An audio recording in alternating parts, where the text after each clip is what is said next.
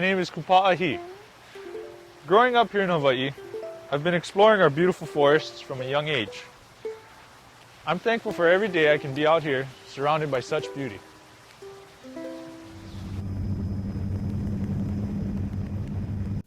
Over the next hour, buckle up as we take you soaring over some of Hawaii's most spectacular landscapes. I invite you to ride along as we visit remote areas viewed by few, but vitally important to us all. Along the way, you'll meet people who've made it their life mission to protect Hawaii's forests. Folks who are doing both big and little things to preserve them and help them along. They each have amazing, inspirational stories to share. So that looks pretty good. In my own story, our forests have given so much, inspiring me to create art that shares its incredible beauty. Journey with me now as we discover Hawaii's forests for life.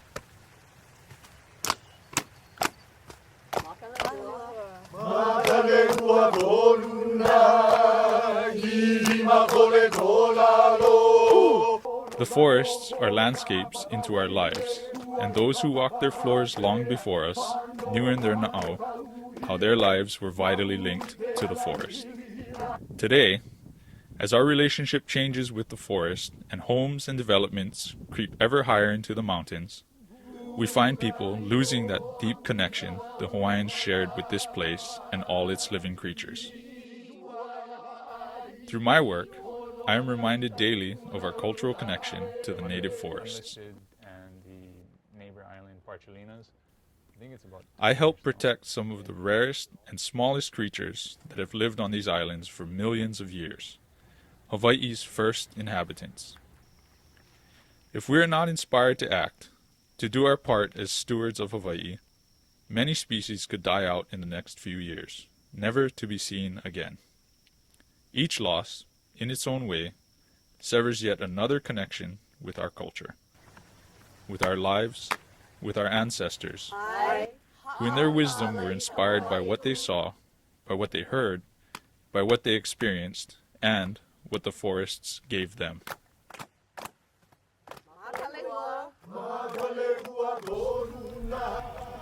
When you enter our forests, you're no longer in the realm of people. This is the realm of Akua, a realm that gives life. Forest is what produces our water and cleans our air, necessities that sustain all life in Hawaii.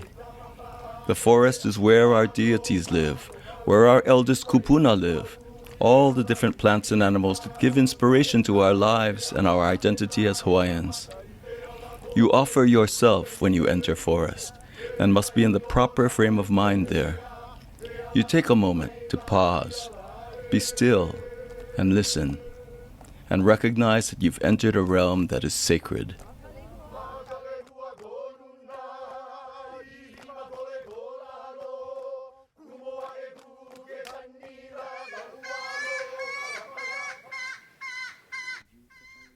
The creatures of the Hawaiian forest are unlike those found anywhere else on Earth. After our islands rose from the sea, it took millennia for them to be colonized.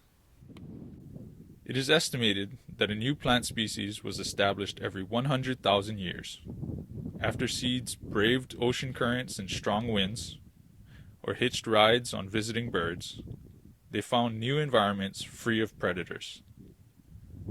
Over time, many of them lost their defense mechanisms, which served to protect them from predatory creatures or safeguard them from foreign diseases that would try to do them in. The ancestors of our native species evolved in isolation into a dazzling array of new species, filling in the available space in their new home. Hawaiian culture is closely tied to these unique plants and animals. Unfortunately, when people introduce plants and animals from other places, it often set off a chain reaction that resulted in extinctions. Hawaii has the unfortunate title of the extinction capital of the world, with many more species currently endangered or at risk of extinction.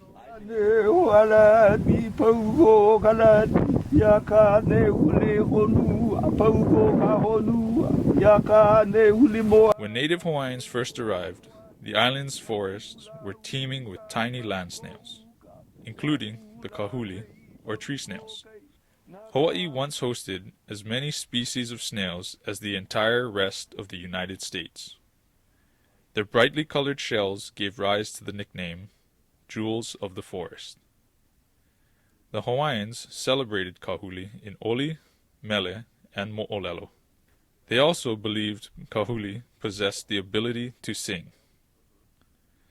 Kahuli performed the role of decomposer, returning nutrients to the environment. When people first arrived here, they would have seen kahuli everywhere. You could turn over leaves and find them snuggling next to one another, often remaining on a single tree for their entire life. They are long-lived. If you first saw a kahuli as a child, it's possible you might continue to see that same kahuli into your 20s.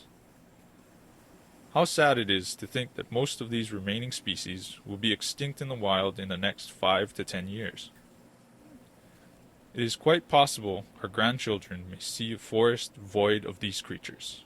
When land snails start disappearing from a forest ecosystem, you know that something's out of balance, something's wrong. They're one of the first species that will drop out. They're vulnerable to a lot of different factors.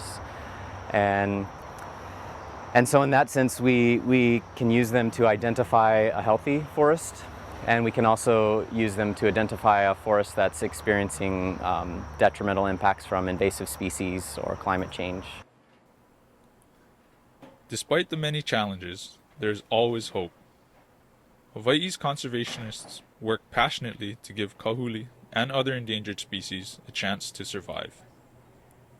Projects focusing on individual species, both great and small, were formed for this purpose, including the Snail Extinction Prevention Program. There's currently a captive breeding facility where snails from the wild can be brought in and kept safely until it's possible to return them to their native homes. Unfortunately, introduced predators, land change over time has all contributed to the decline of this pretty spectacular fauna. We're currently on the brink of losing over 100 species within the next 10 years at the rate of decline, and this is largely due to introduced predators.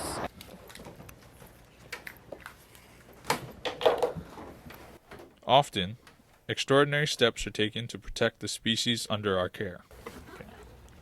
I personally was involved in what we called Operation Snail Bail, when we moved hundreds of kahuli to safety during a hurricane. They are critically endangered, so we are kind of on high alert. So I will be spending the night with the snails here in the office. Our islands, without tree snails, without the beauty of the Kamehameha butterfly, the siren call of the alala, or the delight of the nene, Hawaii's state bird, would lose a core piece of their essence, their culture, their soul. Once on the brink of extinction, there were only 30 wild nene left on Hawaii Island by the early 1950s. They'd already been wiped out elsewhere across the islands. Persistence and keen focus on the goal of boosting their population has brought them close to 3,000 today. In this field, naturally, I'm an optimist. You have to be. But I am optimistic. We have the tools to prevent the extinction. Nene provide a great example of how time, dedication, good science, and some luck make it possible to save a species on the brink.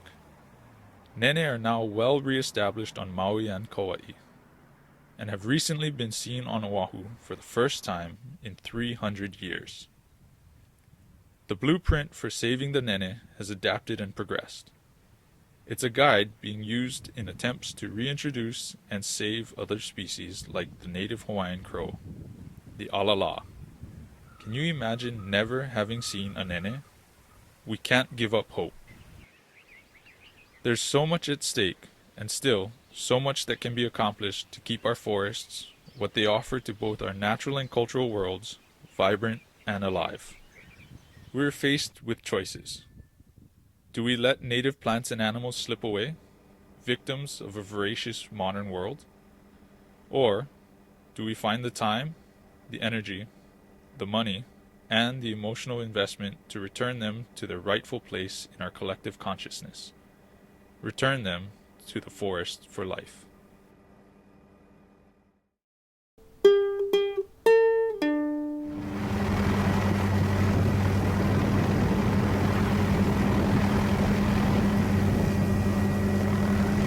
Healthy watersheds are essential to Hawaii's clear-flowing streams and our vibrant nearshore coral reefs. Our forests for life create important connections between high mountain forests and lowland and coastal waters, so integral to Hawaiian life, and the oft-heard concept of mauka to makai. Our water that we drink today essentially came from 25 years ago, where it fell from the sky through rain and percolated through our geological stratus. And by the time it gets to us, it's roughly about 25 years later. So it has had 25 years to filter through our geological makeup from sand filtration, rocks, and so forth. This relationship maintains a beautiful balance, one that is key to the lovely environment more than 1 million people call home and tens of millions visit each year. This is a balance that is easily broken, but one that can be restored and maintained with the help of the watershed protectors. Molokai is an island of two tales, of two distinct sides.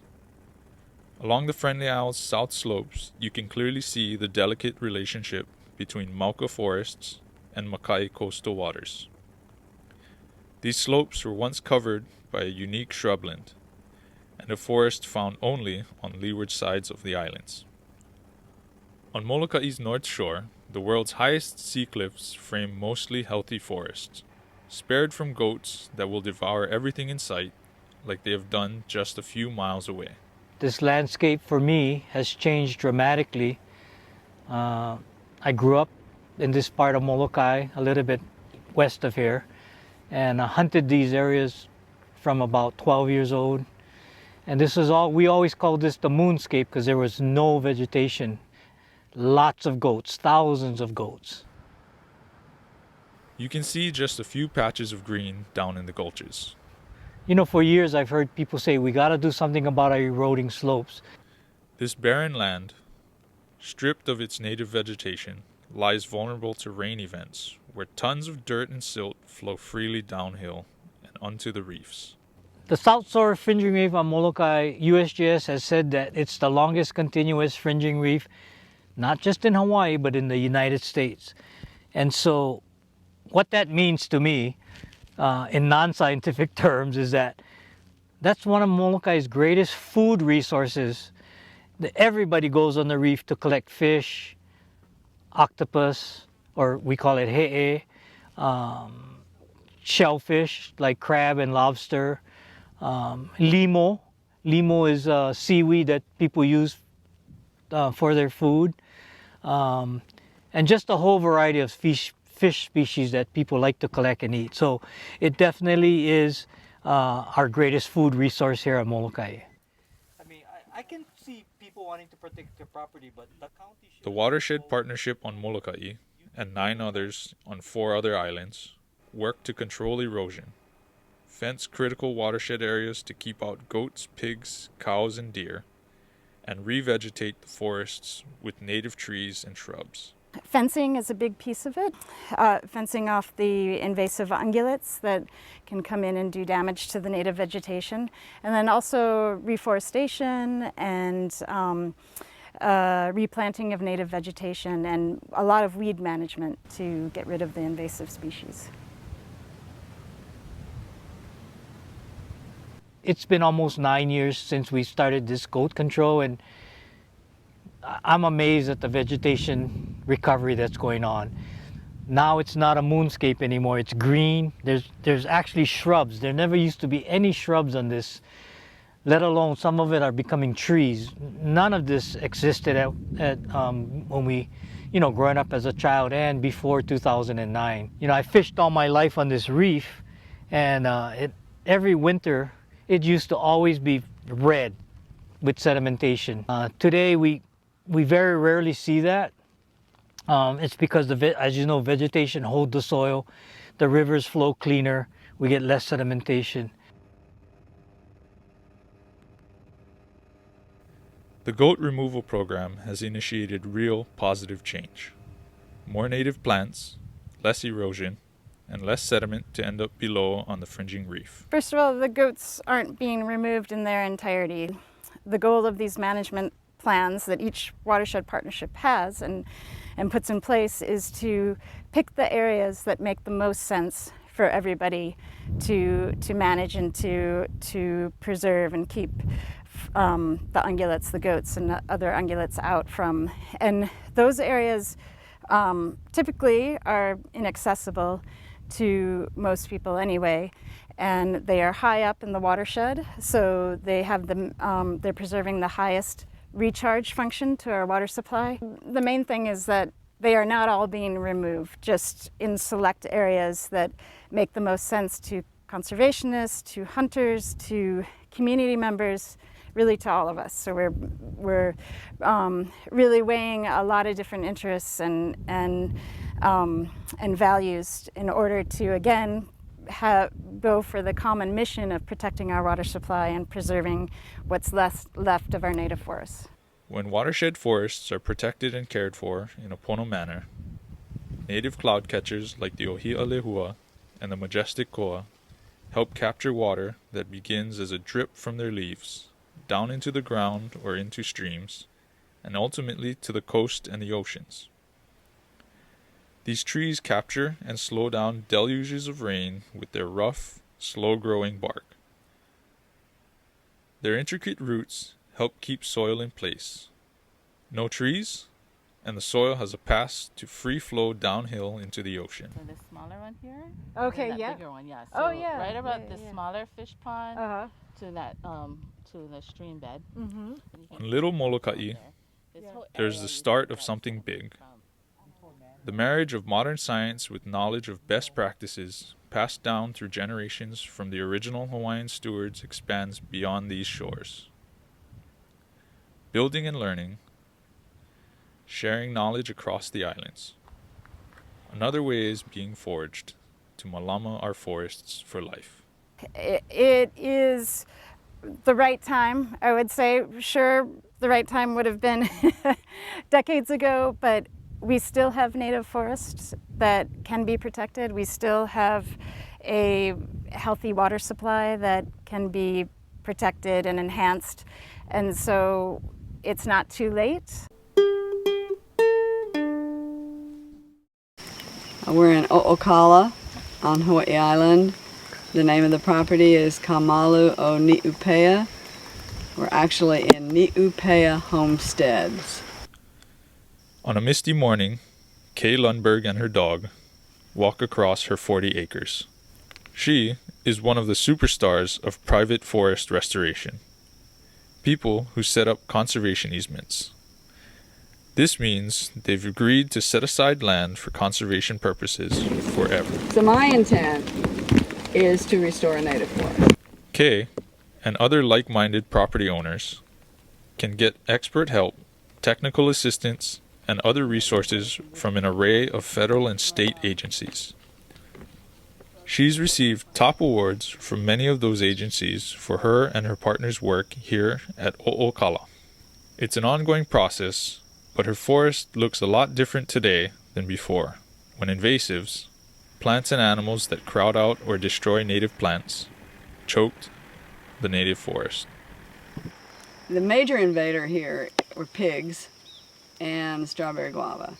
It was so thick, and then a lot of guinea grass was here, so we weren't really able to I didn't even know what the property really looked like. All I knew is we had amazing ohia, and I was advised, and I knew that if it wasn't managed properly, they weren't going to survive. And now that we're dealing with rapid ohia death, the threat is even greater.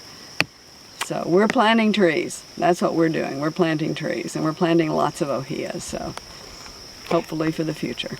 Invasive trees, like strawberry guava, are water suckers. In contrast, native trees, like ohia, drip water onto the ground, where slowly but surely, one drop at a time, underground aquifers get replenished. Invasives use almost every available drop to expand their own kingdom. Like an invading army of giants, they swallow up virtually everything in their path, making it difficult, if not impossible, for native plants and trees to thrive. It's overwhelming, the maintenance of it, because we have to constantly keep on it to keep the invasives. The strawberry guava, we're managing it well, but now we've got the tibochina, very thick, that we have to get rid of. We have guinea grass that has come in now where the ground was disturbed. So it's going to be an ongoing process. So I'm very grateful for a conservation easement, and I'm, looking for the succession plan here. This is a long-term project, way beyond my lifetime. So I am very intent that it will stay in conservation, and it will be very carefully transferred to the next steward. But this was probably this big when it went in the ground. And when we plant our trees, we put cardboard around them. Kay feels that while the time and care needed to nurture lands under conservation easements is challenging, sometimes a mixed bag, she finds it extremely rewarding. But financing, equipment, resources, and most of all, passion, Kay says, are key. Our native species do not recognize land boundaries. Partnerships with landowners like Kay are essential for their persistence. It's a long-term reward, and I think the passion is the most important thing, the passion for the trees. In my case, it's native trees. So I know how few and far between they are now, and our native trees are fragile, and if they're not restored, if they're not brought back onto the land, there will be no more native forests for our children and our grandchildren to see, because the ones that have been brought in, the exotics, and I have my own bias there, but I want to protect the native trees. Restoration projects like Kay's might soon get a boost through an innovative financing mechanism called carbon offsets. So, you are here? Traveling not too many miles from the eastern slopes of Mauna Kea to the north, this group is visiting the Pu'umali restoration area. This was once a prime forest of native koa and is home to one of the most endangered Hawaiian birds, the palila. In the decades that followed, cattle ranching and a forest fire left the area unrecognizable. Now, Pu'umali aims to meet the challenge of combating climate change. This groundbreaking project will harness the power of public-private partnerships to replace entire forests and offset the very thing that causes climate change. The carbon produced when we drive our cars, cool our homes, or fly on an airplane. We invite private entities to partner with the state in reforesting this area, restoring palila habitat, prime native forest, and combine it with a carbon forest project. So we want to have the reforestation certified by an established carbon standard. That's basically a third party that certifies that you are storing a certain amount of carbon by reforesting the area. So whenever we plant a koa tree, just like that, with the photosynthesis, it sucks out carbon dioxide, one of the major greenhouse gases that is changing our climate as we speak. And it stores it in biomass. Restoring forests this way provides untold additional benefits. Let's say an airline wants to offset their carbon emissions.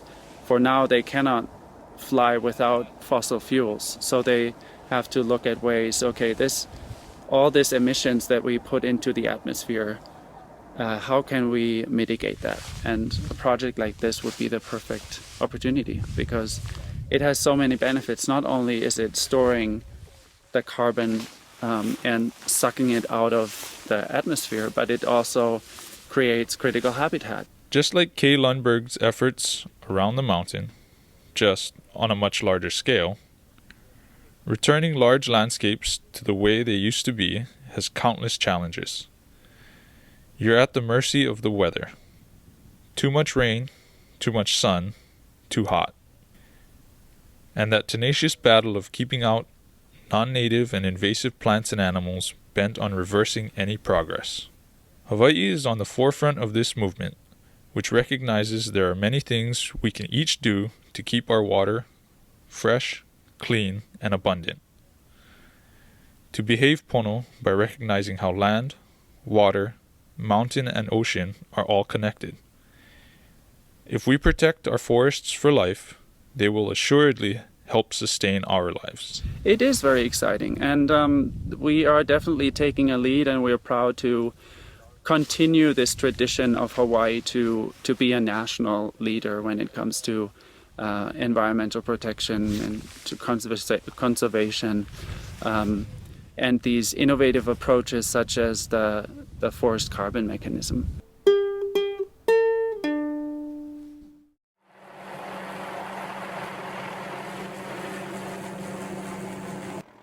Before people, there were no fires.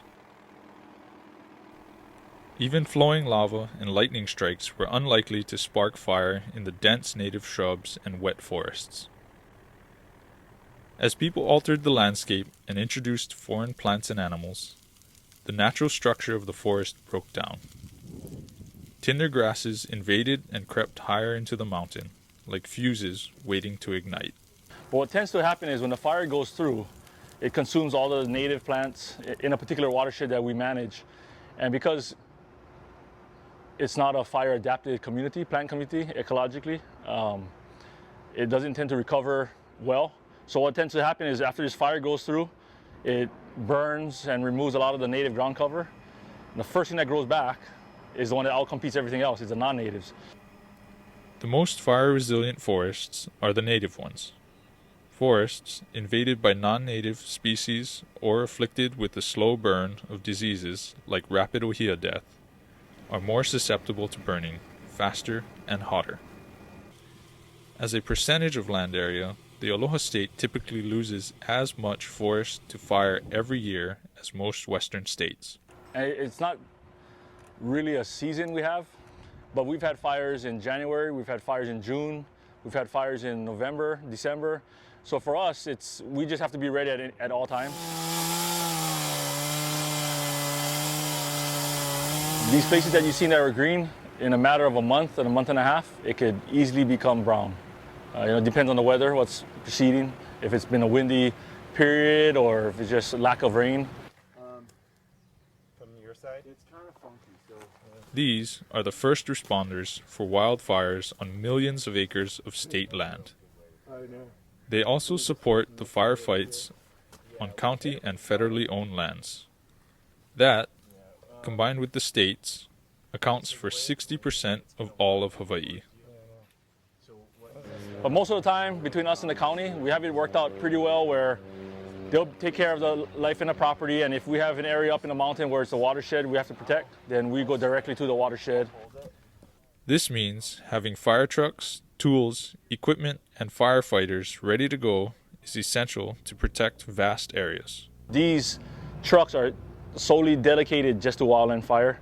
The pumps are already on it. Whatever necessary we need for fires is we load it on these trucks already. So these people, so our staff, when they get called in, they're just literally coming in, grab their PPE, grab their gear, and then going straight into these trucks, and then we're heading out to the fire. With few dedicated firefighters, ordinary staff are trained and ready to leave their desks at a moment's notice. This work can eat up millions of dollars each year and could continue to increase as the climate changes. Dry areas are predicted to get drier, fires expected to be hotter and last longer. When they reach into the watershed areas and our native forests, the consequences can be devastating. Remember how native trees are efficient in transporting water from rain into the ground and aquifers? Unfortunately for us here in Maui, every time we have a fire, somehow we always have a huge rain event that follows. And it usually, there's no interception, precipitation, or raindrop interception. So when these raindrops hit, and when they come, they're coming heavy. So now when it hits the ground, no ground cover, that soil goes down into a stream or starts to begin to run off. And that's when you see it end up in the ocean. Once again, the Mauka to Makai connection. Erosion and runoff into coastal waters are just a couple of the negative impacts of fire. When fire gets into the native forest, we lose its great water capturing ability. The clear, clean, naturally filtered water we enjoy from our faucets is ultimately reduced. This is why trying to replant forests quickly and with the right kind of plants is vitally important. Managing our native forests well and aggressive firefighting in all our watersheds is important to the very survival of some really rare plants. A fire here in 2016 scorched 2,500 acres and burned into the Nanakuli Forest Reserve. While the flames were still dying, Marigold Zoll and Susan Ching hiked across freshly charred ground and up into the forest to check on a single tree. It's the last remaining wild na'u, or Hawaiian gardenia, on Oahu. I think most of it is dead, maybe from the heat. Right on the edge of where trees were burning just a few days ago, Susan climbs barefooted into the gardenia tree to collect fruit. Such is the passion of virtually everyone you meet who works to protect Hawaii's forests for life. Now this fruit's been hanging on the tree for a while, so let's see how she looks. Look, it's charred on one side. Wow. Yeah, it really did get burned. It's just escaped. Oh my gosh, it's burnt. There are only 16 of these trees left anywhere on Earth. This one on Oahu, and the other 15 on Lanai. Another example of how precariously close many native plants and animals are to being wiped from the face of the earth forever. And reason for Susan's delight. That's amazing with the charred fruit and everything, and there's still some seeds in there. Oh wow, she was really spared. She just barely made it. I think it's like it's really special that the fire burned all around this whole fence, and it's a tiny fence, and she got some char on the fruit and char on the leaves, but she's still here. So I'm happy, I'm sad at the same time. But overall I feel good. I feel like our efforts made a difference. It's not as much as I'd like, but we all have been working hard, in this area and dry forest in general, so it's hard to make a huge difference. But they do make a difference. Just as every step each of us takes to learn how our lives intersect and intertwine with the forests that rise above us in Hawaii's celebrated mountains, the backdrop and backbone of these islands, we can't afford to take them for granted.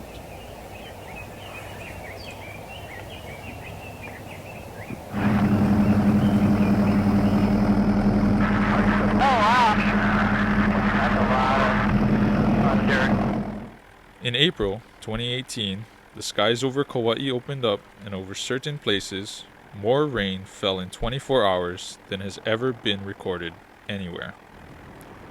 This epic flood toppled homes from their foundations, overturned 2-ton trucks, swept countless tons of debris out to sea, and for many months cut off permanent road access for hundreds of people on Kauai's north shore. Powerful raging waters cut into mountainsides and left enormous erosion scars. It was dramatic. We'll never know exactly how much rain actually fell in this location since we didn't have an automated rain gauge. I measured accurately 30 inches of rain in 12 hours in 1987, And my guess is we had more than twice that. We know Hanalei recorded 50 inches. We're in Limahuli Valley. In particular, we're in the lower Limahuli Preserve, which is a natural area. And among the most beautiful, pristine, and biologically diverse places anywhere in the Hawaiian archipelago, Chipper Wickman of the National Tropical Botanical Gardens, of which Limahuli is a part of, and Melissa Fisher from the Nature Conservancy are eager to point out that it was the actions taken before the big flood that really saved the upper portion of the 1,000-acre valley and its rare plants and birds. We are kind of split geographically into the lower preserve and the upper preserve. We've got an 800-foot high waterfall that separates the two. The upper preserve is entirely fenced with ungulate fence, and we manage that area very, very actively for ground nesting seabirds. There he is, the Hawaiian petrel chick. As well as for the rest of the biodiversity in that area. But it's the only known nesting site on this island for the Hawaiian petrel. We've recently translocated some to Kilauea Point, which has been very, very successful, so we're thrilled with that. But that area is virtually pristine. It never was degraded by cattle or human impact. And with the ungulate fence and ungulate free, it's a really intact native system up there.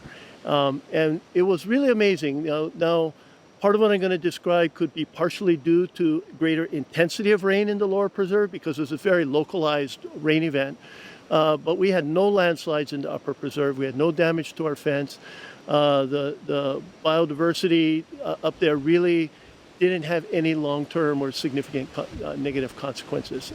The stream obviously was raging and everything was running off, but intact native system is not monotypic, it's diverse, it's designed to be able to catch and filter rainfall, and so we really saw that system up there functioning really well. As Chipper was mentioning, the more complex the forest, the more diverse the forest, the better it is to capture that fresh water, the easier it's going to be to slowly filter it down to the forest floor.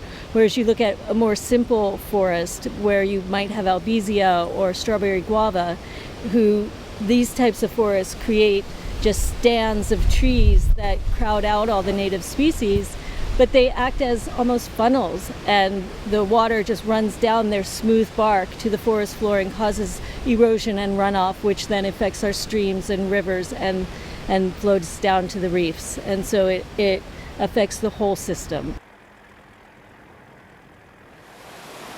Yet another Maukatu Makai example to show you how everything that happens up high has a definite impact down low. It's really a classic cause and effect. On Kauai, the Nature Conservancy helps coordinate one of the watershed partnerships. The Kauai Watershed Alliance includes 11 landowners and the county's water department. These lands come together at the top of the mountain, the headwaters for all 7 major rivers on the Garden Island. In Melissa's words, and as you can see for yourself, this is a pretty amazing place. Now we've learned that Hawaii's native forests can dampen the impact of natural disasters. Our list of benefits just keeps growing. A cultural resource, home to rare native plants and animals, great for keeping erosion at bay and out of the bays, wonderful for storing carbon and countering the pollutants we put into the air, more fire resistant than unhealthy or non-native forests, and as Kauai learned in 2018, helpful in controlling flooding and reducing the damage it causes. Most importantly, bringing us back to the one thing that we all appreciate, these forests for life protect the clean water we drink. We live on an island. We're in the middle of nowhere. And if we can't take care of our own fresh water, it won't be there for future generations. How much water do we have? How does it get from the ground to our faucets? And what's happening to make sure a steady flow continues? This is East Maui, where forests and water are so closely linked that water seems to run, flow, and move just about everywhere. We're in Hanavi, above the Ko'olau ditch, as part of the East Maui irrigation system in East Maui. East Maui is part of windward Haleakala, and the trade winds bring a lot of rainfall to Haleakala, and this rainfall contributes to groundwater recharge and surface flow. Protecting the watershed, specifically the forests within the watershed, is an important component to the water cycle. The forests act as the sponge that captures all that rainfall that the trade winds bring. And that sponge releases it both in terms of groundwater recharge and surface flow. Some of this surface water gets diverted to the central plains for drinking water supply and agriculture. For a very long time, much of Maui's water was used to grow crops, like sugarcane.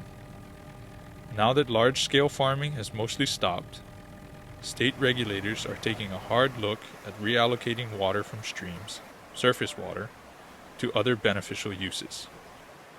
So we evaluate freshwater habitat, recreational and aesthetic values, traditional and customary practices, water quality, and a variety of in-stream uses that are defined by the state water code.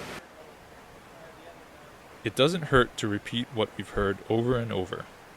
Philosophy and a way of thinking formed more than a century ago.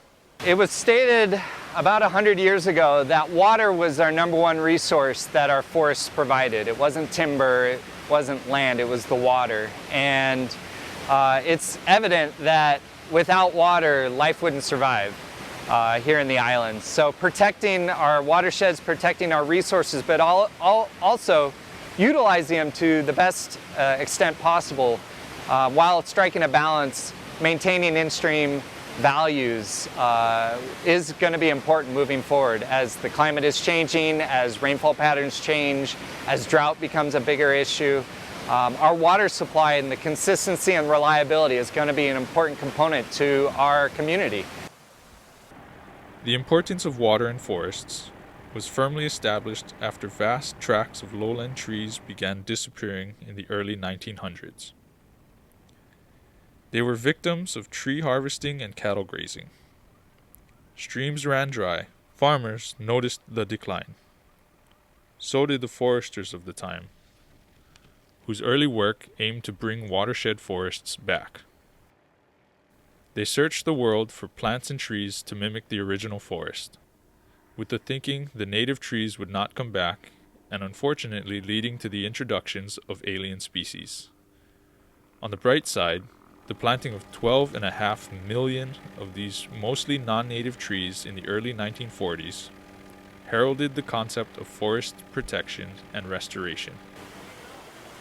The rain following the forest, which is as valid today as ever.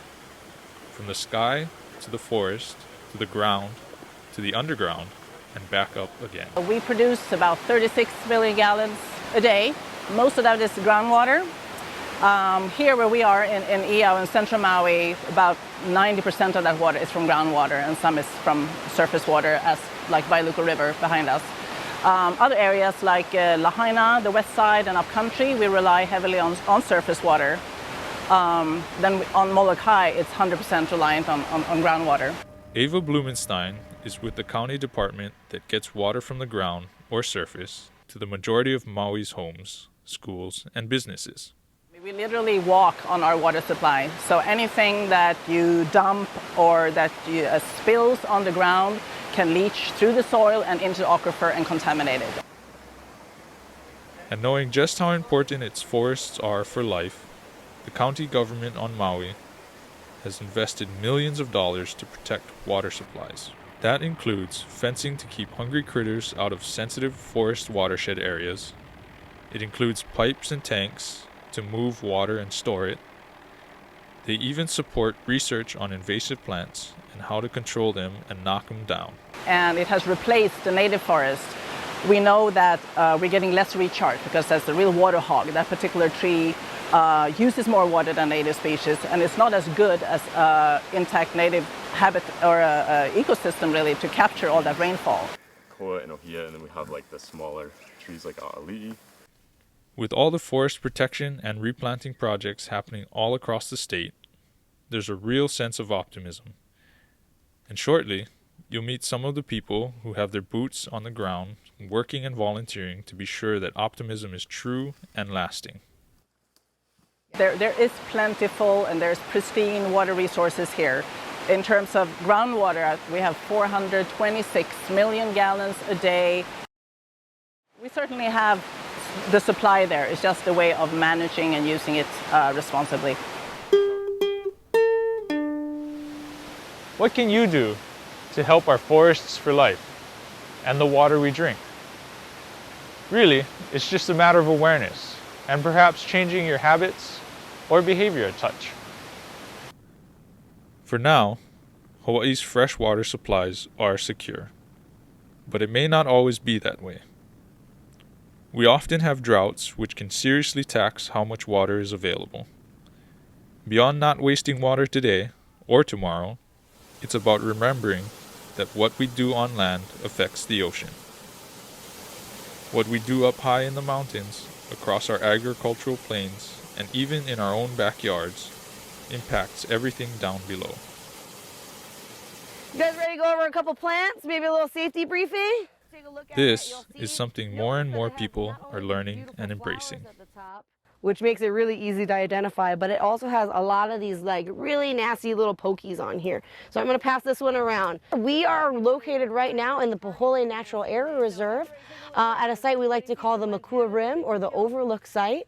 And so today we have a group of volunteers helping us weed out one of our restoration sites.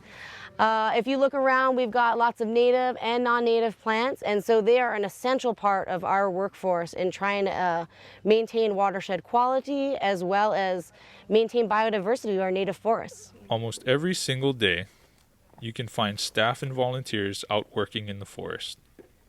They spray weeds and yank invasive plants out of the ground.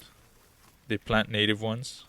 They learn the ways of the woods. Volunteers are really crucial for our program.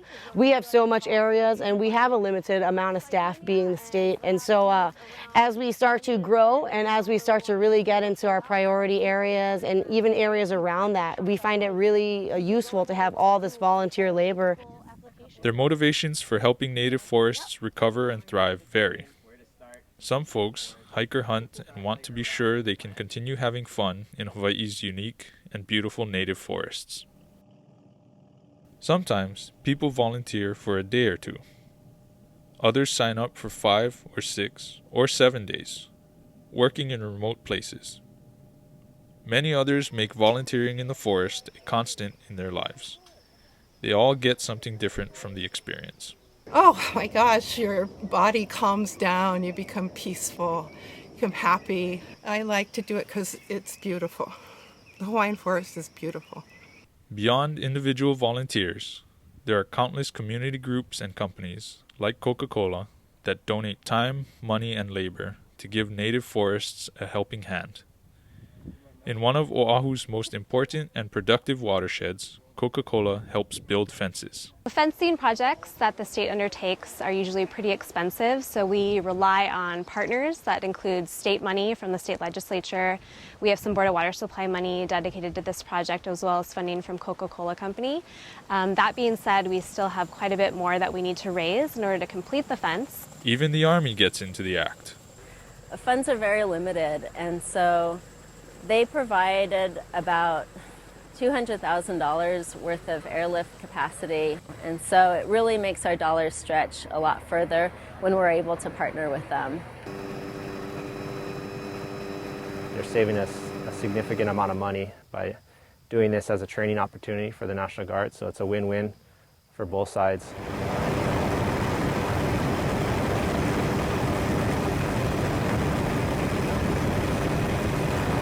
One of the best places to see this spirit of cooperation for the good of a native forest is on the steep and sweeping leeward slopes of Mount Haleakala on Maui. For many decades, goats and cows did their best to level everything. Cooperation between the state, the Maui Forest Bird Recovery Project, and volunteers are making a real difference. All right, 90. Okay. So that's 290. Oh, here? While the work here is already paying dividends by reducing erosion and runoff, and by reintroducing native trees like koa and ohia, it has a very specific purpose.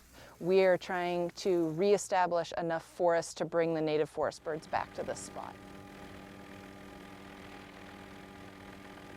So the success of this site has actually really blown us away. The fence went up and the ungulates were out of here in around 2012, the final animals out, and at that time we started experimental plantings as well as monitoring natural regeneration that was going on in here.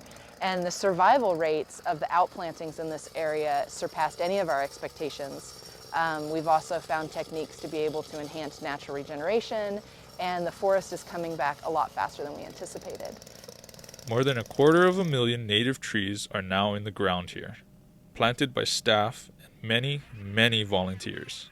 Soon, it's hoped this forest will once again be full of the songs of native birds, which will be music to the ears of the many people who've helped it along. This is something that I always tell our crew and people who come up here, and whether they're volunteering or they're getting paid to come up here as our employees. But I tell people, I said, you know, although you're getting paid to do your job, I said it takes a different person that's got to love what they do to come up here and, you know, high winds, lots of rain, but they do it, and this is the product, you know, fruits of their labor, and I'm really happy to see this today.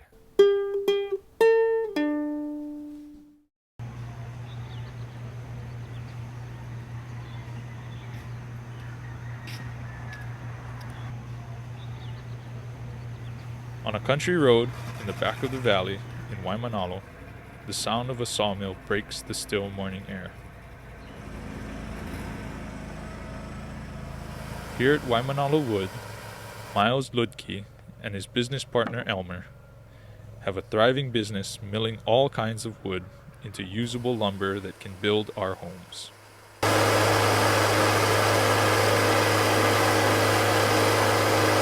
They even make use of harmful, invasive trees like albizia that desperately need to be taken out of the forest.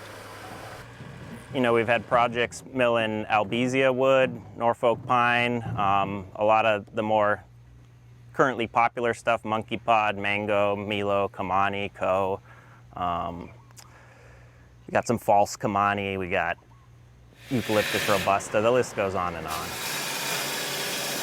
On another country road, near the Hamakua coast on Hawaii Island, Timothy Shafto turns a bowl. We have some of the best woods here in Hawaii, and this is one way to showcase the beautiful woods that we have in Hawaii, and it's a very sustainable forest. He's one of a growing number of wood magicians, using milled wood from fallen trees to create beautiful and functional works of art. And on a busy urban street on the University of Hawaii campus in Manoa, another work of art takes up an entire street corner. Again, the focus is to remove albizia from the forest and turn it into something good. This is an albizia prototype. It's a temporary demonstration here at the university. It was my dissertation work at the School of Architecture, my research, and that was then funded after I graduated, and we have built it over the last 2 years. Essentially, it's demonstrating the use of invasive albizia as a viable building material. The sawmill, the bowl turning, and the tiny house are all examples of the ways Hawaii is using wood resources in innovative and sustainable ways. Joey Valenti, the man who designed and built the tiny house at UH, leads the Hawaii Wood Utilization Team. Formed in 2017, it's a group of experts from various wood-related industries, aiming to produce and initiate innovative cross-sector ideas and projects that expand wood product markets in Hawaii. This project behind me and what we're looking at next, I think it's sparking something that was there but just hasn't really been explored at the right time, and I think we're at that time now. Hawaii has never had much of a timber industry, mostly because it costs so much to ship wood to the continent or overseas. But with a plethora of exotic and beautiful native woods, along with invasive trees like albizia that need removing, there's a movement to develop local markets and uses for Hawaii's forest products that can sustain our lives in these islands. We work with a eco-friendly casket company named Pahiki Caskets, and they use a lot of our Norfolk, and they're using the albizia too and some monkey pod. Really, people come here and get wood for any reason that wood is traditionally used for: shelving, countertops, a box, anything. Hopefully, one day harmful trees like albizia will no longer be available from our forests, and our local woodworkers will only have native and non-invasive species to work with. On Hawaii Island, Tim has expanded his talents and his repertoire from beautiful koa, kamani, and milo bowls to art pieces that use other materials but focus on wood. This one here is just an abstract, which all these pieces, what I'm trying to do is showcase the wood. One thing that I don't do is I don't work with trees that have been taken down live. It's all dead, fallen, and dying trees. So again, all these here started with the platter, with the resin. And so here we have the koa, and I have the colored resin. And I build my own panels, so it's all start to finish. This one over here, this is my landscapes. So we have the koa here and the sand here, which I can say I don't take from the beach. So you got the wood, you got the sand, and you got the resin right here. Wow, that's really beautiful. My art is not created from wood, but it's inspired by our native forests. And I hope that you've been inspired to join all the people we've met in caring for and protecting our forests for life. In so many ways, forests truly are the life force of our islands, vital for us today and into the future, forever. I'm Kupa'ahi. Mahalo for accompanying me on this journey, and ahui ho.